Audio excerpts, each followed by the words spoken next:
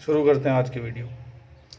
तो आज की जो वीडियो है इसमें मिसलेनियस एक्सरसाइज को हम आगे बढ़ाएंगे और कोशिश तो करेंगे कि एक्सरसाइज आज की वीडियो में कंप्लीट हो जाए, लेकिन अगर ज़्यादा लेंथी हो जाती है वीडियो तो बचा हुआ हिस्सा फिर अगली वीडियो में ही आप देख पाएंगे। इसके अलावा इस लेक्चर से पहले का जो लेक्चर है उसका लिंक जो है मैंने डिस्क्रिप्शन में दे रखा है, तो जिन्होंने वो लेक्चर नहीं देखा है पहले उसको देखें और समझिए, उसके बाद ही इसको देखना शुरू करिएगा।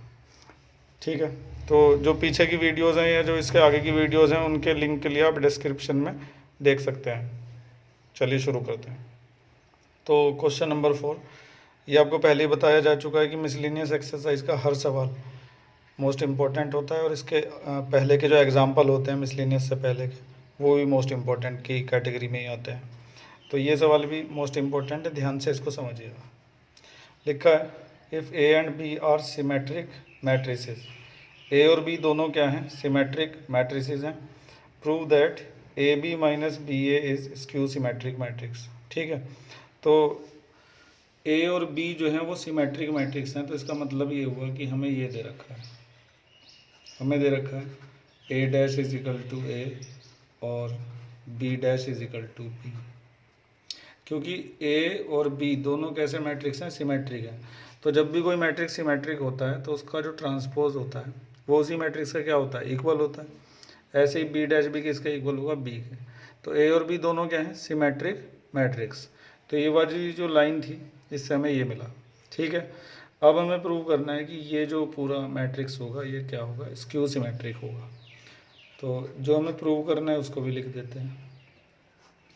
हमें प्रूव करना है कि A B minus B A dash जो है वो minus A B minus B A के इक्वल होगा।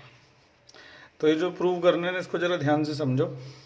अगर हम इस मैट्रिक्स को मान लें कि ये मैट्रिक्स सी है और अगर हम मैट्रिक्स सी को स्क्यू सिमेट्रिक प्रूव करना चाहते हैं तो हमें क्या करना पड़ेगा, C dash is equal to minus C लाना पड़ेगा ना। तो वही हुआ ये C dash is equal to minus का सी। ठीक है, तो अगर आप इस मैट्रिक्स को स्क्यू सिमेट्रिक प्रूव करना चाहते हैं तो आपको क्या प्रूव करना पड़ेगा कि C dash equal to minus का सी। आ गई बात समझ में जो हमें प्रूव करना है।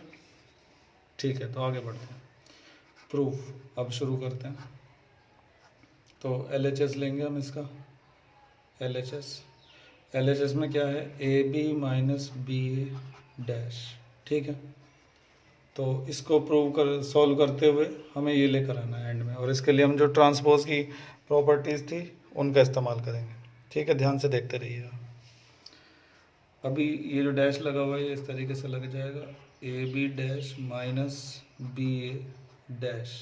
ठीक है, हमने यहाँ पे ये वाली प्रॉपर्टी इस्तेमाल की है कि ए प्लस बी डैश जो होता है वो किसके इक्वल होता है, A dash plus B dash के। ट्रांसपोज की जो प्रॉपर्टीज़ होती हैं वो हमने लगा रखी है।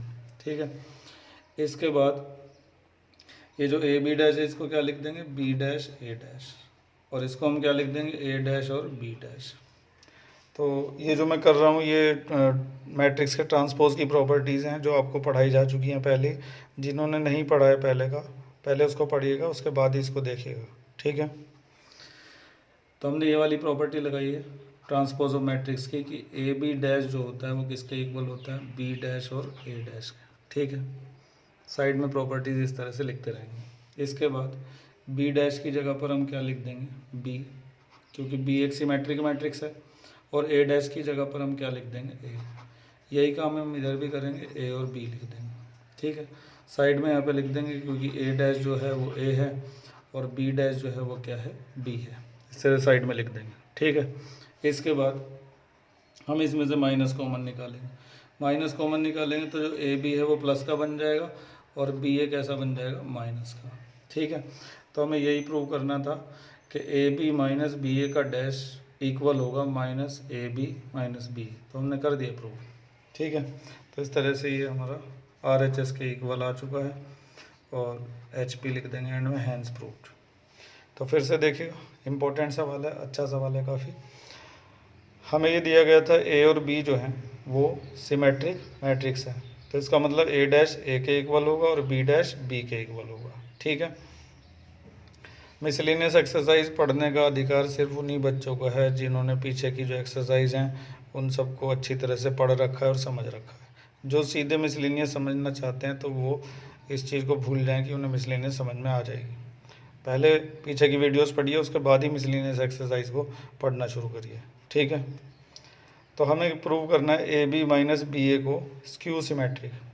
तो अगर हम ए बी माइनस बी ए को स्क्यू सिमेट्रिक प्रूव करना चाहते हैं तो हमें ये करना पड़ेगा कि A B minus B A dash equal to minus का A B minus B A. इसको समझने के लिए अगर हम इसको सी मान लेते हैं तो हमें C dash equal to minus C लाना पड़ेगा, तभी हम प्रूव कर पाएंगे कि ये जो है ये क्या है, स्क्यू सिमेट्रिक है, ठीक है। तो जो गिवन था वो लिख दिया और जो प्रूव करना था वो लिख दिया। तो हमें इसको क्या प्रूव करना है, स्क्यू सिमेट्रिक। तो इसका जो डैश है वो इसके नेगेटिव के क्या होगा, इक्वल होगा, तभी ये प्रूव हो पाएगा कि ये स्क्यू सिमेट्रिक है, ठीक है। तो हमने इसका एलएचएस लिया। सबसे पहले हमने ये वाली प्रॉपर्टी लगा दी, ठीक है। फिर ये वाली प्रॉपर्टी लगाई कि A B dash equal to B dash A dash, यहाँ पे लिख दिया, ऐसे इसको यहाँ पे लिख दिया। इसके बाद क्योंकि सिमेट्रिक थे दोनों तो ए डैश की जगह ए आ गया, बी डैश की जगह बी आ गया। फिर माइनस हमने कॉमन निकाल दिया और ये बचा अंदर, ठीक है। तो इस तरीके से सवाल नंबर 4 जो है वो कंप्लीट हो चुका है। आगे बढ़ते हैं इसके बाद नेक्स्ट क्वेश्चन। इस वाले क्वेश्चन को भी बड़े ध्यान से समझने की ज़रूरत है। इसमें देखिए करना क्या है, शो दैट द मैट्रिक्स, ये पूरा इस पूरे को आप एक मैट्रिक्स मान के चलिए। Show that the matrix this is symmetric और स्क्यू सिमेट्रिक। मतलब एक ही मैट्रिक्स को पहले तो हमें क्या प्रूव करना है कि वो सिमेट्रिक होगा, उसके बाद उसे प्रूव करना है कि वो क्या होगा, स्क्यू सिमेट्रिक होगा। लेकिन according as A is symmetric और स्क्यू सिमेट्रिक, मतलब जब ए सिमेट्रिक होगा तो ये वाला मैट्रिक्स भी क्या होगा, सिमेट्रिक होगा। और जब ए स्क्यू सिमेट्रिक होगा तो ये वाला मैट्रिक्स भी क्या होगा, स्क्यू सिमेट्रिक होगा, ठीक है। तो एक बार फिर से सवाल को समझते हैं। सवाल ये है कि प्रूव करो कि ये जो पूरा मैट्रिक्स है ये सिमेट्रिक होगा या स्क्यू सिमेट्रिक होगा according to A is symmetric और स्क्यू सिमेट्रिक। मतलब कि इस मैट्रिक्स का सिमेट्रिक होना ए के सिमेट्रिक होने पर डिपेंड करेगा और इस मैट्रिक्स का स्क्यू सिमेट्रिक होना भी ए के स्क्यू सिमेट्रिक होने पर डिपेंड करेगा। तो शायद थोड़ा सा आपको समझ में आ गया होगा सवाल। बाकी जो चीज़ें हैं वो जब हम इसका सॉल्यूशन करेंगे उसमें समझ में आ जाएंगी, ठीक है। तो हमें इस सवाल को 2 पार्ट में डिवाइड करना पड़ेगा, जब ए सिमेट्रिक होगा और जब ए स्क्यू सिमेट्रिक होगा, ठीक है। तो मैं करना शुरू करता हूँ, ध्यान से देखिएगा। When A is symmetric, जब A क्या होगा, सिमेट्रिक होगा। और दूसरी तरफ when A is skew symmetric, ठीक है। तो एक केस हमने लिया जब A सिमेट्रिक होगा और एक केस ये लिया जब A स्क्यू सिमेट्रिक होगा, ठीक है। तो जब ए सिमेट्रिक होगा तो उससे हमें मिलेगा ए dash is equal to A, और जब स्क्यू सिमेट्रिक होगा तो ए डैश इज इक्वल टू क्या मिल जाएगा, माइनस का ए, ठीक है। ये चीज़ हमें मिल जाएगी। अब हम अपना वो मैट्रिक्स लेते हैं जिसे हमें प्रूव करना है कि वो सिमेट्रिक होगा। तो यहाँ पे ले लेते हैं बी डैश ए बी।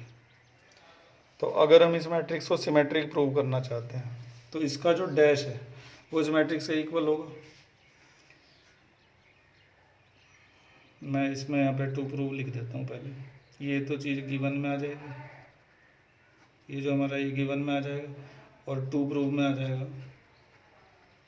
कि बी डैश ए बी का जो डैश है वो किसके इक्वल होगा, बी डैश ए बी के, ठीक है।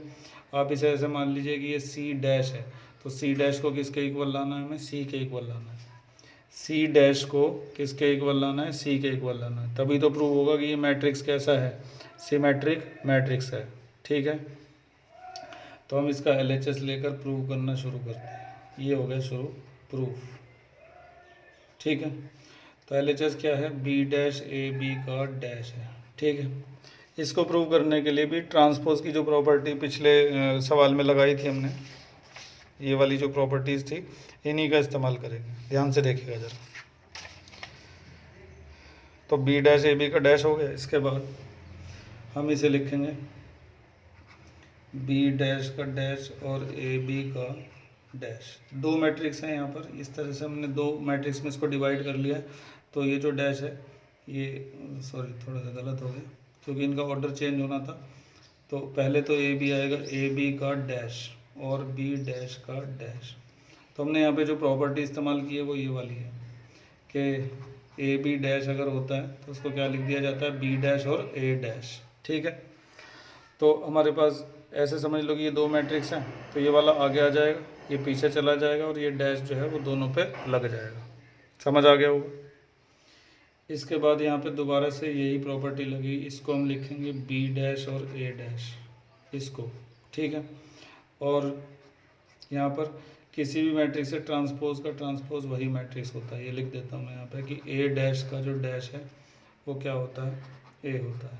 ठीक है, इसके बाद क्या करेंगे, क्योंकि हमें ये दे रखा है कि ए जो है वो क्या है, सिमेट्रिक मैट्रिक्स है। तो क्योंकि हमें ये दे रखा है कि ए एक सिमेट्रिक मैट्रिक्स है तो ए डैश को ए लिखा जा सकता है। तो ये जो ए डैश है इसकी जगह पर हम क्या लिख देंगे, ए लिख देंगे और साथ में क्या है, बी। ठीक है, तो हमने देखो शुरुआत किससे की थी, बी डैश ए बी के डैश से की थी और एंड जो है वो इससे हो गया। तो आप ऐसे समझ सकते हैं कि हमने प्रूव किया है कि ये पूरा जो है सी है, सी डैश जो है वो किसके इक्वल आ चुका है, सी के इक्वल आ चुका है। ठीक है, तो यही हमें लाना भी था, equal to R H S.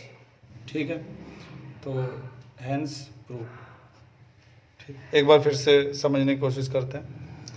तो इस मैट्रिक्स को सिमेट्रिक प्रूव करना था जब ए क्या होगा, सिमेट्रिक होगा। ठीक है, तो ए अगर सिमेट्रिक होगा तो ए डैश किसके इक्वल होगा, ए के।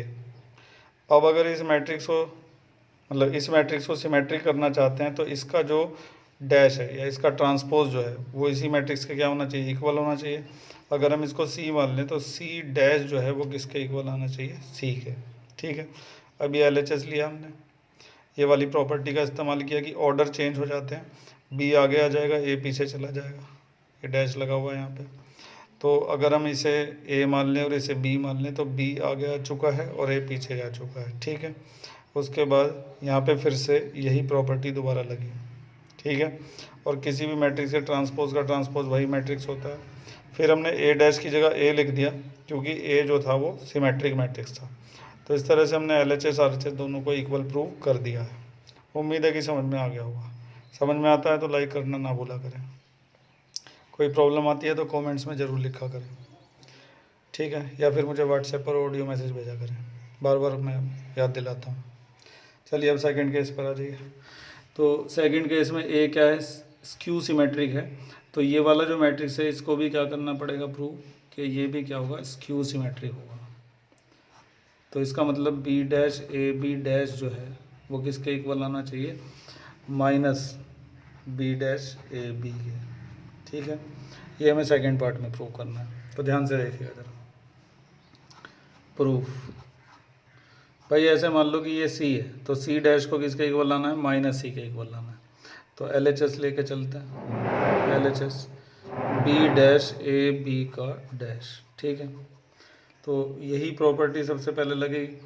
तो ये वाला अगर दो मैट्रिक्स मान लें इनको हम, तो ये वाला आगे आ जाएगा ए बी डैश और ये पीछे चला जाएगा बी डैश का डैश। ठीक है, तो जो प्रॉपर्टी लगाई है उसको साइड में लिख देंगे कि A B dash is equal to B dash और ए डैश। ठीक है, अब यहाँ दोबारा प्रॉपर्टी लगेगी बी डैश ए डैश और बी डैश का डैश क्या होगा, बी।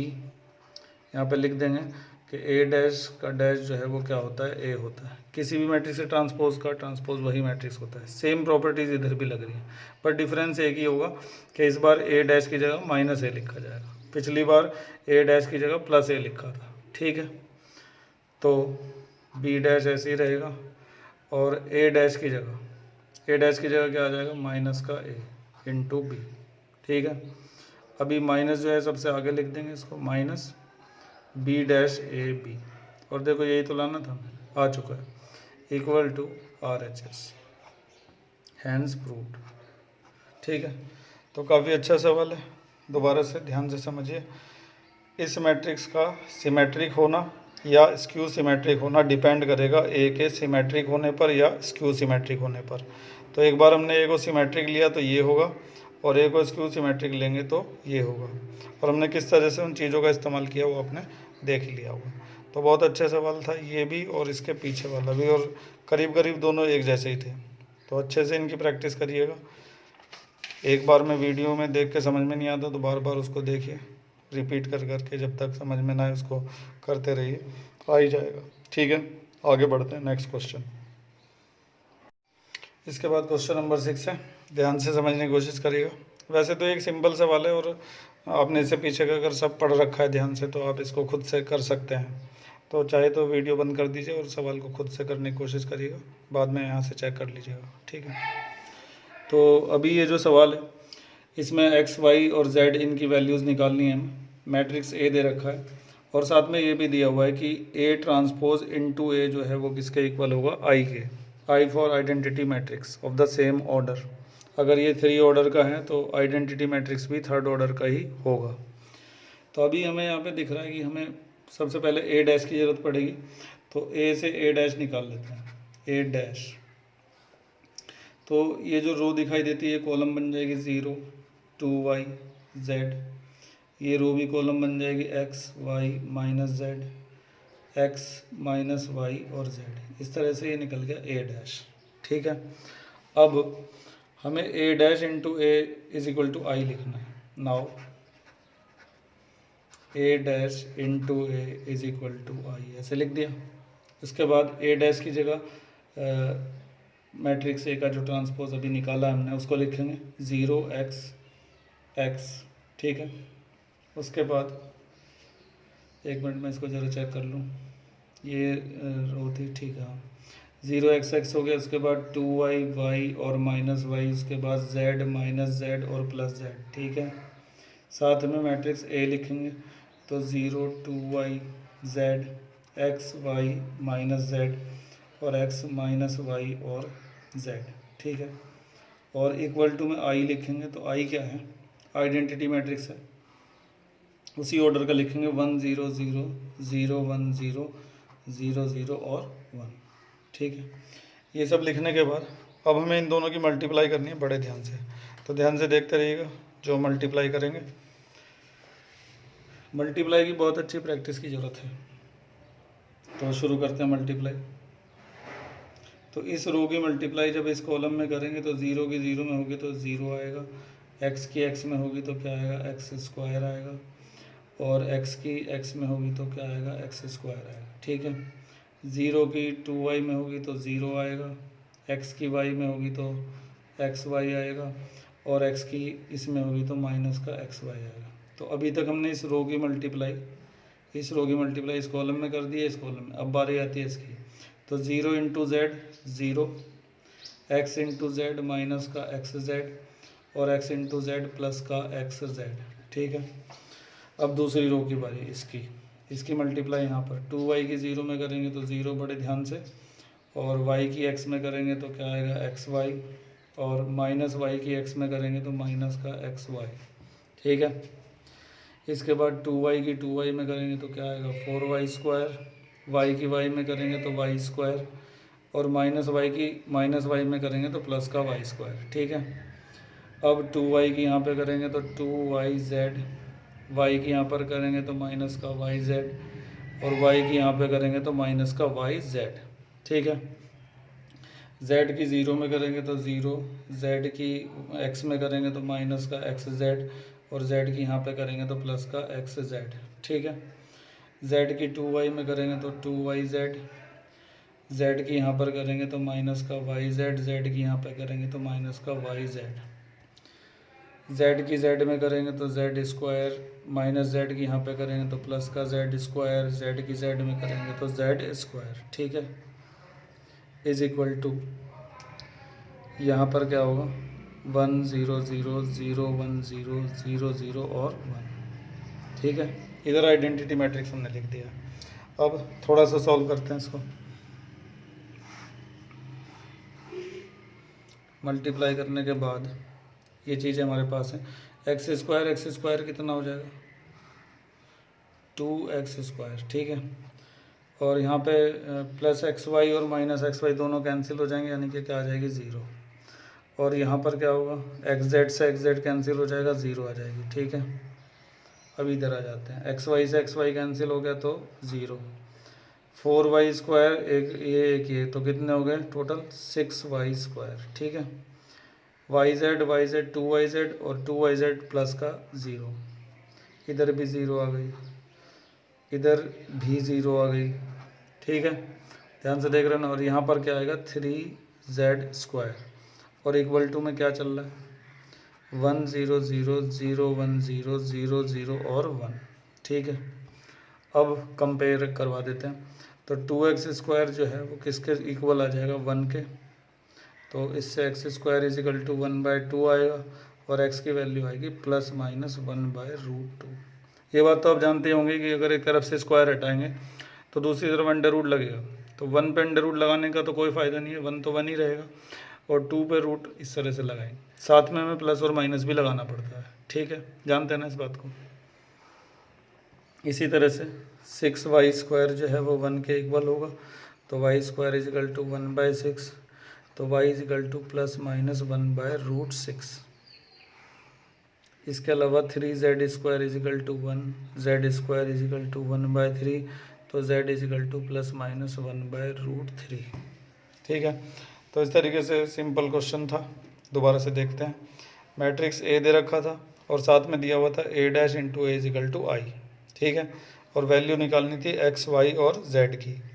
तो सबसे पहले हमने क्या किया, क्योंकि a' की ज़रूरत थी उसको निकाला इस मैट्रिक्स का ट्रांसपोज।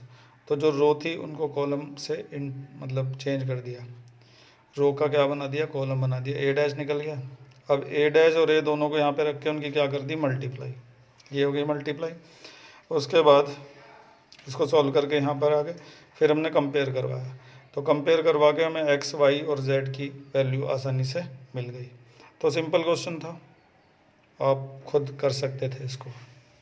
चलो आगे बढ़ते हैं, नेक्स्ट क्वेश्चन। अब इसके बाद क्वेश्चन नंबर 7 आता है। तो 7th क्वेश्चन सिंपल है, आपको x की वैल्यू निकालनी है। ठीक है, तो 3 मैट्रिक्स दे रखे हैं, पहले आप इन दोनों की मल्टीप्लाई करेंगे आपस में, फिर जो मैट्रिक्स बनेगा उसकी तीसरे वाले में मल्टीप्लाई करेंगे, और यहाँ पर इस O की जगह एक उसी ऑर्डर का मैट्रिक्स लिखेंगे जिसके एलिमेंट सारे क्या होंगे 0 होंगे। तो ये वाला जो सवाल है सिंपल है, इसलिए मैंने आपके लिए छोड़ दिया है। और इसके जैसा 7 के जैसा क्वेश्चन नंबर 9 है, तो ये मैं आपको खुद से करके दिखाऊंगा। देखो बिल्कुल सेम ही है दोनों, ओ इधर भी है इधर भी ओ लिखा हुआ है, तो दोनों में कोई खास डिफरेंस नहीं है। तो 9th को समझिएगा ध्यान से, तो 7th अपने आप ही आप कर पाएंगे। ठीक है, इस बीच 8th रह गया, उसको हम अभी देखेंगे थोड़ी देर में, तो पहले 9th को समझ लेते हैं। तो कुछ खास नहीं है वैसे, सिंपल मल्टीप्लाई ही होनी है, चाहो तो खुद भी कर सकते हो। शुरू करते हैं। तो सॉल्यूशन, सबसे पहले हम इस वाले मैट्रिक्स से इस मैट्रिक्स में मल्टीप्लाई करने जा रहे हैं। इस वाले मैट्रिक्स का जो ऑर्डर है वो कितना है 1/3। ठीक है, एक रो है 3 कॉलम है, और इसका ऑर्डर क्या है 3/3। तो मल्टीप्लाई करने की जो नेसेसरी कंडीशन है वो यहाँ पर सेटिस्फाई हो रही है, और जो रिजल्टिंग मैट्रिक्स आएगा उसका ऑर्डर क्या होगा 1/3 होगा। मतलब उसमें एक रो होगी और 3 कॉलम होंगे, यानी कि ऐसा ही मैट्रिक्स बनेगा इन दोनों की मल्टीप्लाई करने के बाद। तो ये चीज़ें काफ़ी इंपॉर्टेंट होती हैं, इससे हमें एक तो ये पता लग जाता है कि मल्टीप्लाई कर पाएंगे या नहीं। दूसरा, रिजल्टिंग मैट्रिक्स का ऑर्डर क्या होगा, तो क्या ऑर्डर होगा 1/3 होगा, यानी कि एक रो होगी और 3 कॉलम होंगे। तो ध्यान से देखिएगा जरा। तो इस रो की मल्टीप्लाई इस कॉलम में हम करने जा रहे हैं। x की मल्टीप्लाई 1 में करेंगे तो x आ जाएगा। ये मैंने थोड़ा सा गलत बना दिया, क्योंकि 1/3 का मैट्रिक्स आएगा ना, तो एक रो और 3 कॉलम होंगे, तो ऐसा ही आएगा इस तरह का। ठीक है, तो x की 1 में होगी तो x आ जाएगा, -5 की 0 में होगी तो 0 आ जाएगा, 1 की 2 में होगी तो -2 आ जाएगा। ठीक है, अब x की 0 में होगी 0 आएगा, -5 की 2 में होगी तो -10 आएगा, 1 की 0 में होगी तो 0 आएगा। ठीक है, तो अभी हमने क्या करा, इस रो की मल्टीप्लाई जो है इस कॉलम में कर चुके हैं, अब सेकंड कॉलम में भी कर चुके हैं। अब बारी आती है थर्ड कॉलम में। x की 2 में करेंगे तो क्या आएगा 2x, -5 की इसमें करें तो -5 आएगा, और -1 की इसमें करें तो -3 आएगा। ठीक है, और इसके साथ में एक मैट्रिक्स और है अभी x, 4 और 1, और इक्वल टू में 0 अभी लिखा रहता है ऐसे। ठीक है, तो इन दोनों की मल्टीप्लाई करके जो मैट्रिक्स बनेगा उसका ऑर्डर 1/3 होगा। एक रो होंगी 3 कॉलम होंगे, तो देख लो एक रो है और 3 क्या है कॉलम है। ठीक है, थोड़ा सा सिंप्लीफाई करते हैं इसको। x माइनस 2 माइनस का 10 और 2x माइनस 8 और इधर x 4 और 1 इक्वल टू 0। अब हमें इन दोनों की मल्टीप्लाई करनी है, तो इनकी मल्टीप्लाई से पहले ये देख लेते हैं कि रिजल्टिंग मैट्रिक्स का ऑर्डर क्या होने वाला है। तो इसका जो ऑर्डर है वो क्या है 1/3 और इसका ऑर्डर है 3/1, तो सेम है, तो मतलब मल्टीप्लाई हो सकती है। और रिजल्टिंग मैट्रिक्स का ऑर्डर क्या बनेगा 1/1, तो 1/1 ऑर्डर का जो मैट्रिक्स है उसके अंदर एक ही एलिमेंट आता है, ठीक है। तो अभी यहाँ पे देखो, इस रो की मल्टीप्लाई इस कॉलम में करनी है और जो रिजल्टिंग मैट्रिक्स बनेगा उसका ऑर्डर एक ही होगा। मैं यहाँ पे लिख देता हूँ इसको, ठीक। तो x माइनस 2 की मल्टीप्लाई x में होगी तो क्या आएगा x² minus 2x plus minus 10 की 4 में होगी तो माइनस का 40 आ जाएगा, ठीक है। और 2x माइनस 8 की 1 में होगी तो क्या आ जाएगा 2x माइनस 8 मल्टीप्लाई हो गई और सामने क्या लिखा हुआ है 0, ठीक है। अब x² minus 2x minus plus minus 40 और 2x minus 8 is equal to 0। x² minus 2x plus 2x cancel, minus 40 और माइनस 8 तो माइनस का बन गया 48 इज इक्वल टू 0।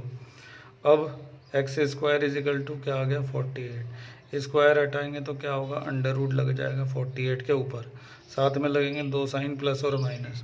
अब 48 का जो अंडर रूट है ना उसको सॉल्व करना पड़ेगा, तो मैं इधर कर लेता हूँ, इधर की साइड देखो ध्यान से। तो ये जो 48 था इसके मैंने यहाँ पे प्राइम फैक्टर कर दिए, ये सब आ गए, ये देखो, ठीक है। अब ये जो सारे प्राइम फैक्टर हैं इनको मैंने इधर यहाँ पे लिख दिया। अब पेयरिंग करेंगे, ठीक है। यहाँ से 2 बाहर आ जाएगा, इधर से भी 2 बाहर आ जाएगा, अंदर आ जाएगा 3 और साथ में चल रहा है प्लस और माइनस, तो 2 2 जा 4 under root 3 plus minus x की वैल्यू ये आ चुकी है, ठीक है। तो सिंपल क्वेश्चन था, बस ये है कि मल्टीप्लाई की प्रैक्टिस थोड़ी सी अच्छी होनी चाहिए इस तरह के सवालों को करने के लिए।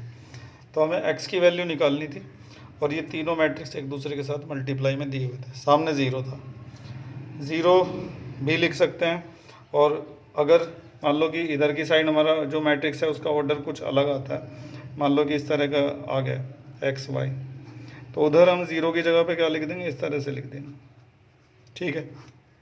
और अगर मान लो इधर सिंगल ही एलिमेंट आ रहा है, जैसे कि अभी यहाँ पे आ रहा था सिंगल एलिमेंट, ये पूरा सिंगल एलिमेंट था, तो सामने हम क्या लिख देंगे, खाली 0 लिख देंगे, ठीक है। तो अभी हमें इन तीनों की मल्टीप्लाई करनी थी, तो पहले हमने इन दोनों की मल्टीप्लाई करी, तो इन दोनों की मल्टीप्लाई करके ये आया, ठीक। फिर इन दोनों की आपस में मल्टीप्लाई करी तो उससे ये आ गया, सिंगल एलिमेंट का मैट्रिक्स आ गया, सामने 0 थी। सॉल्व करते हुए आसानी से हमने x की वैल्यू निकाल ली। और बिल्कुल इसी तरीके से आपको क्वेश्चन नंबर 7 करना होगा।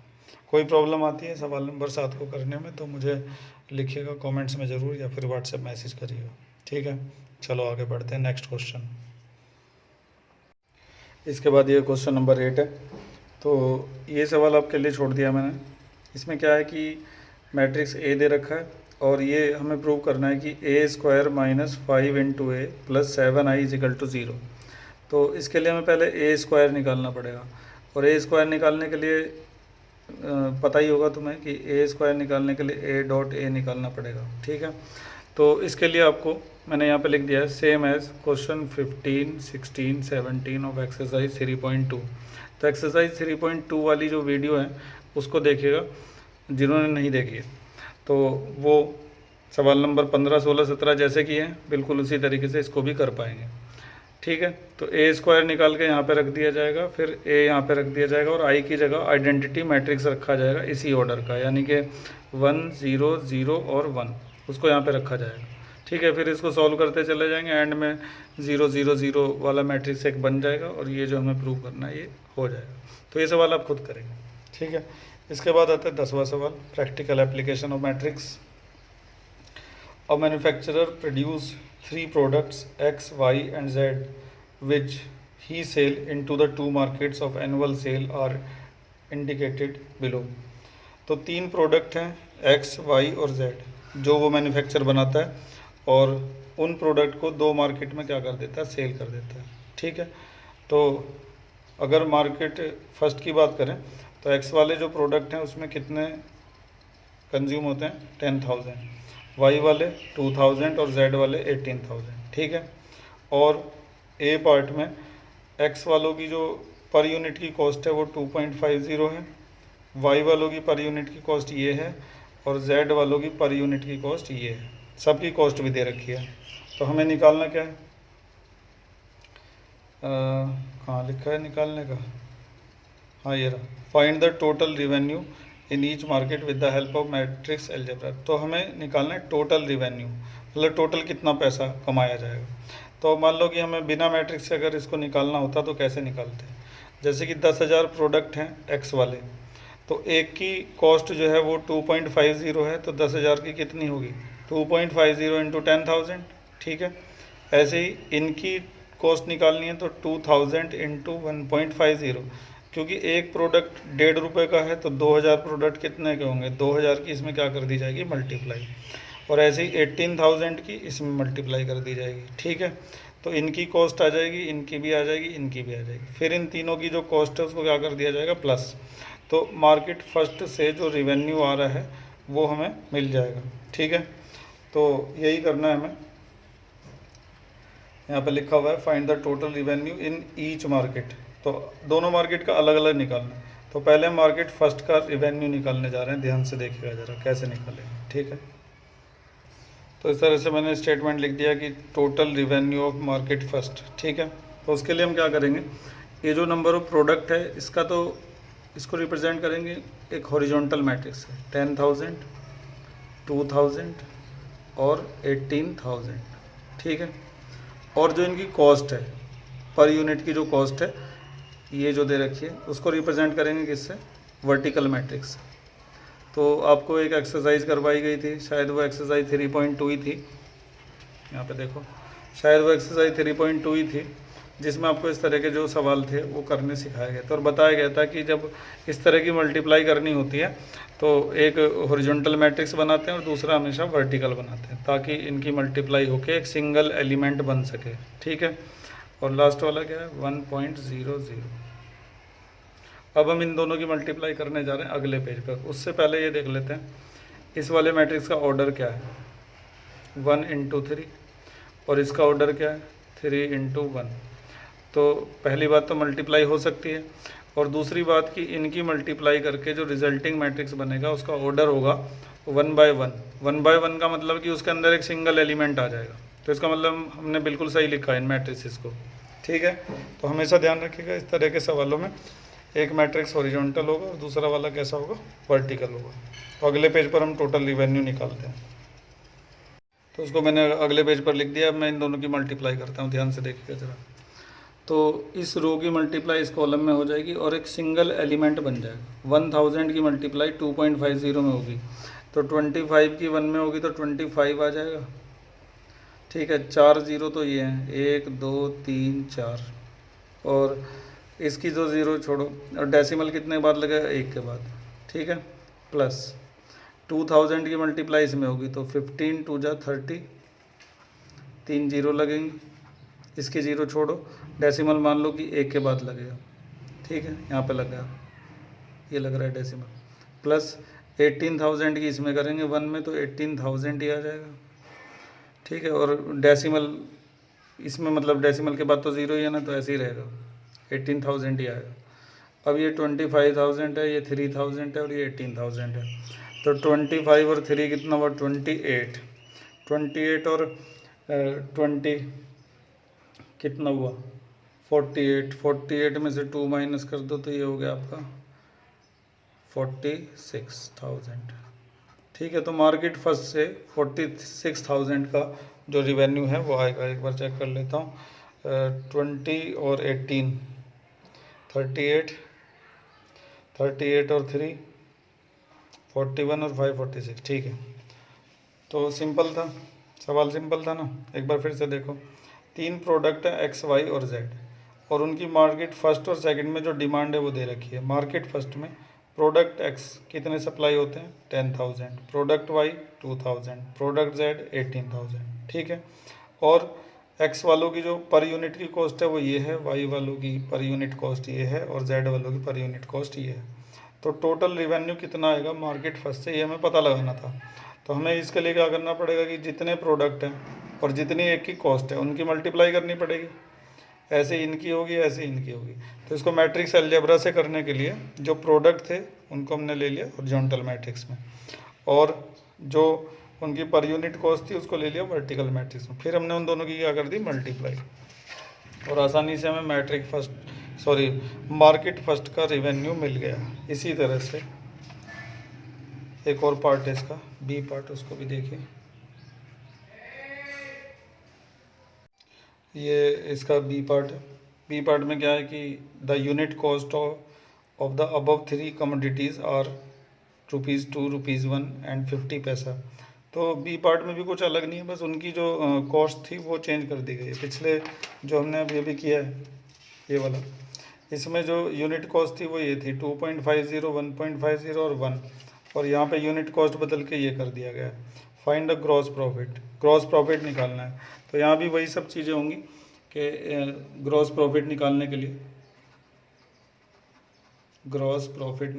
लिए क्या किया जाएगा कि हॉरिजॉन्टल मैट्रिक्स में तो हम लिखेंगे जो जितने प्रोडक्ट दोनों मार्केट में, मतलब जितने प्रोडक्ट की डिमांड है एक्स वाले, वाई वाले और जेड वाले, ठीक है, और उनकी जो कॉस्ट है वो 2.00, 1.00 और ये 50 पैसा है ना, तो इसको लिख देंगे 0.50 इस तरह से, ठीक है। तो आप ऊपर वाले की तरह से इसकी भी मल्टीप्लाई कर लीजिएगा और टोटल जो प्रॉफिट है वो निकल के आ जाएगा, ठीक है। तो जैसे हमने मार्केट फर्स्ट के लिए किया है, यहाँ पे भी मार्केट फर्स्ट है और ये भी मार्केट क्या है मार्केट फर्स्ट, ठीक है। इसी तरह से मार्केट सेकंड के लिए भी होगा। तो मार्केट सेकंड में क्या बदलेगा, सिर्फ ये चीज़ें बदलेंगी कि जो एक्स वाई और जेड वाले जो प्रोडक्ट थे उनकी डिमांड मार्केट सेकंड में अलग अलग थी। तो बस ये 6000, 20,000 और 8000 ये यहाँ पे चेंज हो जाएगा, बाकी सब सेम ही रहेगा, ठीक है। तो ये मैट्रिक्स का जो प्रैक्टिकल एप्लीकेशन हो सकता है उस तरह की प्रॉब्लम होती हैं। ये सवाल भी एग्ज़ाम में आ सकते हैं 2 नंबर में, तो कर लीजिएगा इनकी भी प्रैक्टिस अच्छी तरह से। अब हम बढ़ते हैं आगे, और एक इम्पोर्टेंट मतलब मैं उसे मोस्ट इम्पोर्टेंट कहूँगा, मोस्ट इम्पोर्टेंट सवाल समझने जा रहे हैं, ध्यान से देखिएगा। तो ये जो सवाल आपके सामने है क्वेश्चन नंबर 11, ये एक बेहतरीन सवाल है, मैंने लिख भी दिया है इसके ऊपर मोस्ट इम्पोर्टेंट। बहुत ही ध्यान से इस सवाल को समझिएगा, एग्ज़ाम में काफ़ी आता है ये सवाल। तो इसमें हमें क्या करना है, find the matrix x find करना है, ठीक है। ये जो दिख रहा है तुम्हें यहाँ पे, ये मैट्रिक्स निकालना है। तो इस मैट्रिक्स के अंदर पता नहीं कितने एलिमेंट होंगे, अभी इस बारे में क्लियर नहीं है। तो पहले तो हमें ये क्लियर करना पड़ेगा कि ये जो मैट्रिक्स है इसके अंदर एलिमेंट होंगे कितने, ठीक है। तो इसके लिए जो हमारा आइडिया है मल्टीप्लाई करने का, कि मल्टीप्लाई करने के लिए ज़रूरी कंडीशन क्या होती है, इसके अलावा जब 2 मैट्रिक्स की मल्टीप्लाई होती है तो रिजल्टिंग मैट्रिक्स जो बनता है उसका ऑर्डर क्या होता है, तो इस तरह की जो जानकारी हमने पहले ले रखी है वो हमारे काम आने वाली है। तो सबसे पहला काम है मैट्रिक्स एक्स का ऑर्डर क्या होगा ये पता लगाना, उसके बाद ही हम इस मैट्रिक्स को फाइंड कर पाएंगे, जब हमें ये पता चलेगा कि इस मैट्रिक्स के अंदर कितने एलिमेंट हैं। तो बहुत ध्यान से देखते रहिएगा एंड तक। सबसे पहली बात तो ये है कि ये जो मैट्रिक्स है इसका ऑर्डर क्या है 2/3, और ये रिजल्टिंग मैट्रिक्स है, मतलब कि जब हम इन दोनों की मल्टीप्लाई करेंगे तो हमें ये मिलेगा, तो इसका ऑर्डर भी 2/3 ही है, ठीक। अब मल्टीप्लाई की जो नेसेसरी कंडीशन है वो ये है कि ये दोनों चीज़ें सेम होनी चाहिए, मतलब कि फर्स्ट मैट्रिक्स के कॉलम और सेकंड मैट्रिक्स की रो सेम होनी चाहिए। तो अगर यहाँ 2 है तो इसका मतलब यहाँ पे भी क्या होगा 2 होगा। इतनी बात समझ में आ गई। इसके बाद रिजल्टिंग मैट्रिक्स का ऑर्डर हम पता लगाते हैं इन दोनों से। देखिए ये सवाल उन्हीं को समझ में आएगा, उन्हीं बच्चों को सिर्फ जो पूरा चैप्टर शुरू से लेकर एंड तक देख रहे हैं, जिन्होंने अब तक की सारी वीडियो देखी है। ये सवाल केवल उन्हीं को समझ में आ सकता है, और जिन्होंने मल्टीप्लाई की प्रैक्टिस अच्छे से कर रखी है। तो हर जो लेक्चर है इससे पहले का, ख़ास तौर से मैंने मल्टीप्लाई के लिए एक अलग ही लेक्चर बना रखा है, तो उसको आप देख लीजिएगा ज़रूर। आप YouTube सर्च में जाके ऐसे टाइप करिएगा कि इस तरह से कि क्लास 12th NCERT मैथ्स, ठीक है। उसके बाद क्या लिखोगे, मैट्रिक्स मल्टीप्लिकेशन,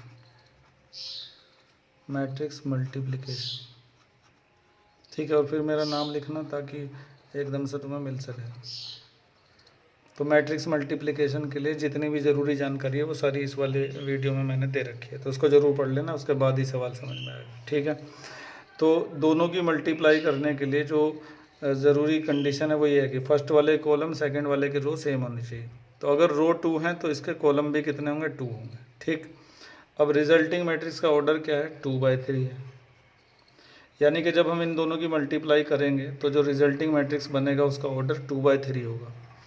इनकी मल्टीप्लाई करने से जो रिजल्टिंग मैट्रिक्स होता है उसका ऑर्डर हमें ऐसे मिलता है। तो 3 तो यहाँ पर है ही, यहाँ पर क्या होगा, इसका मतलब 2 होगा। ठीक है, एक बार फिर से समझने की कोशिश करिएगा, क्योंकि x जो मैट्रिक्स है उसका ऑर्डर हमें मिल चुका है, कितना आ रहा है, 2/2 आ रहा है। तो ये ऑर्डर हमने कैसे निकाला, एक बार फिर से देखो,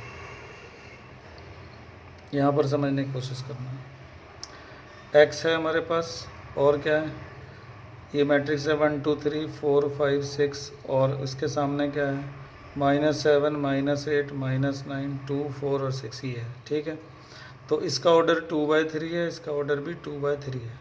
और हमें सबसे पहले x का ऑर्डर पता लगाना है, क्योंकि ऑर्डर पता चलेगा तभी हम इसके एलिमेंट्स को निकाल पाएंगे, तभी हमें मैट्रिक्स x मिल पाएगा। तो मल्टीप्लाई के लिए ज़रूरी कंडीशन ये है कि पहले वाले के कॉलम और दूसरे की रो सेम होनी चाहिए। तो कॉलम पता चल गया। ठीक है, अब जब इनकी मल्टीप्लाई होगी तो रिजल्टिंग मैट्रिक्स का ऑर्डर क्या होगा, मान लो कि यहाँ पे मैं l लिख देता हूँ, तो l × 3 होगा। लेकिन यहाँ पे हम रिजल्टिंग मैट्रिक्स का ऑर्डर पता है कि क्या है, 2 × 3 है। इन दोनों की मल्टीप्लाई से जो रिजल्टिंग मैट्रिक्स आएगा उसका ऑर्डर क्या है, 2 × 3। तो l × 3 को अगर 2 × 3 के इक्वल रखा जाए तो 3 तो 3 के इक्वल है, तो l किसके इक्वल आएगा, 2 के इक्वल आएगा। ठीक है, यानी कि यहाँ पर क्या आना है, 2 आना है। तो इसका मतलब x का जो ऑर्डर है वो क्या होगा, 2/2 होगा। अब आई क्या बात समझ में, बार बार इसको देखना, समझ में आ जाएगा। लेकिन इससे पहले मैट्रिक्स मल्टीप्लिकेशन अच्छी तरह समझना, जो मैंने पिछली वीडियोस में समझा रखा है। ठीक है, तो x का जो ऑर्डर है वो क्या मिला हमें, 2/2 मिला। ठीक है, तो अब हम यहाँ पर x की जगह एक ऐसा मैट्रिक्स बना रहे हैं जिसका ऑर्डर 2/2 होगा, और उसके एलिमेंट हमें पता नहीं है, तो इसलिए लिख दें A B C और D।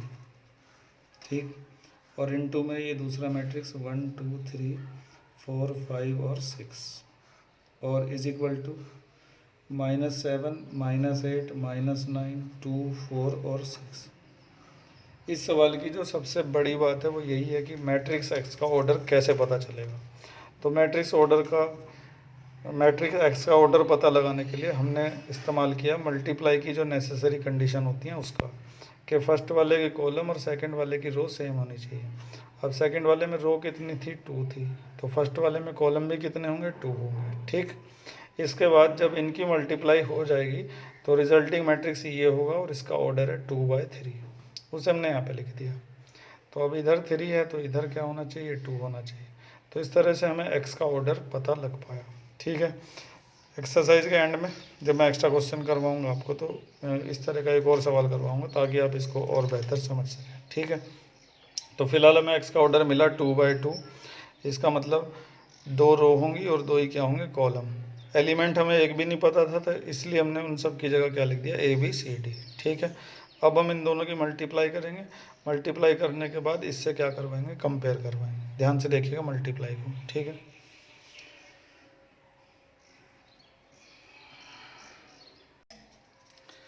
तो AB की मल्टीप्लाई मतलब इस रो की मल्टीप्लाई पहले इस कॉलम में, फिर इस कॉलम में, फिर इस कॉलम में करेंगे। ठीक है, तो A और B की 4 में होगी तो 4B। ठीक है, इसकी मल्टीप्लाई यहाँ पे हो चुकी है। अब इसकी मल्टीप्लाई यहाँ पर होगी, A की 2 में करेंगे तो क्या आएगा, 2A और 5B, 3A और 6B। ठीक है, अब इस वाली रो की भी तीनों में करेंगे, C की यहाँ पर करेंगे तो C 4D, 2C 5D। ठीक, और 3C और 6D, और इनके सामने जो मैट्रिक्स दे रखा है उसे लिख दो, -7 -8। मैं इसको अगले पेज पर ही ले लेता हूँ, जगह ही नहीं बची यहाँ तो मैंने ये लिख दिया अगले पेज पर। ठीक है, ये इस तरह से था ना, ये था, इन दोनों को मल्टीप्लाई करके ये आया था, इसके सामने ये था, तो ये पूरा मैंने अगले पेज पर लिख दिया। अब हम इनको क्या करेंगे ना, कंपेयर करवाएंगे। कंपेयर करवाने के बाद बहुत सारी इक्वेशन बनेंगी जिनको हम आपस में सॉल्व करके ABCD सबकी वैल्यू निकाल पाएंगे। तो इक्वेशंस बनाते हैं। ये वाली इक्वेशन बनेगी सबसे पहले a+4b = -7 फर्स्ट इक्वेशन, और फिर 2a+5b = -8 सेकेंड इक्वेशन। इसके अलावा 3a+6b -9 थर्ड, और c+4d = 2 फोर्थ, और 2c+5d = 4 फिफ्थ, और 3c+6d = 6। ये छठी इक्वेशन। अब इन 6 की 6 इक्वेशंस को आपस में सॉल्व करेंगे और वैल्यू निकालेंगे ABCD की। तो सोचते हैं पहले कौन कौन सी इक्वेशंस को सॉल्व किया जा सकता है आपस में। तो जैसे कि A और B वाली ले लेते हैं, ये भी A और B की इक्वेशन है, ये भी है, तो इन दोनों को सॉल्व कर लेते हैं। ठीक है, तो इसके लिए हमें या तो B के या फिर A के कोफिशिएंट इक्वल करने पड़ेंगे। तो from equation first and second, पहली और दूसरी इक्वेशन से, तो इस इक्वेशन में हम 2 की मल्टीप्लाई कर देते हैं, इक्वेशन फर्स्ट में 2 की मल्टीप्लाई कर देते हैं, और उसमें से माइनस करेंगे फिर इक्वेशन सेकंड को। ठीक है, तो 2 की मल्टीप्लाई जब यहाँ पर करेंगे तो क्या आएगा, 2a, 2 की मल्टीप्लाई यहाँ पे करेंगे तो 8b, और 2 की यहाँ पर करेंगे तो -14, और ये 2a+5b -8। ठीक है, सॉल्व करते हैं, माइनस माइनस और प्लस, तो ये तो कैंसिल हो जाएगा, इधर आएगा 3b, और -14 में से 8 गया तो क्या बचा, -6। ठीक है, 3 से 2 टाइम कैंसिल, तो b की वैल्यू कितनी आ गई, -2। अब b की वैल्यू यहाँ पे रख देते हैं 1 में, putting the value of b in equation first, तो a+4 और b की जगह रख देंगे -2 = -7, a -8 = -7, 8 उधर जाके प्लस का हो जाएगा, तो a की वैल्यू हो जाएगी 1। तो a और b तो मैंने निकाल दिया है। इसी तरह से c और d भी निकल जाएंगे, और जब निकल जाएंगे तो मैट्रिक्स x लिखना इस तरह से कि therefore x = a b c और d, और फिर उसमें ABCD की क्या रख देना, वैल्यू रख देना। ठीक है, तो ये जो हमने मल्टीप्लाई करके कंपेयर करवाया, ये कोई बड़ी बात नहीं है। बड़ी बात इस सवाल में तो ये है, जो सबसे बड़ी बात है वो यही है कि मैट्रिक्स x का ऑर्डर कैसे पता चलेगा, क्योंकि उसके बाद का आप कर लेंगे, बाकी सब चीज़ें बिल्कुल सिंपल है। ठीक है, तो मैं इसके जैसा ही एक और सवाल आपको जो इस एक्सरसाइज के एंड में है करवाऊँगा, तो तब आपकी और अच्छे से प्रैक्टिस हो जाएगी। तो मेरे ख्याल से काफ़ी लेंथी वीडियो हो गई है, इतना ही कर लेते हैं, बाकी आपको अगली जो वीडियो होगी उसमें करवाया जाएगा। Thank you.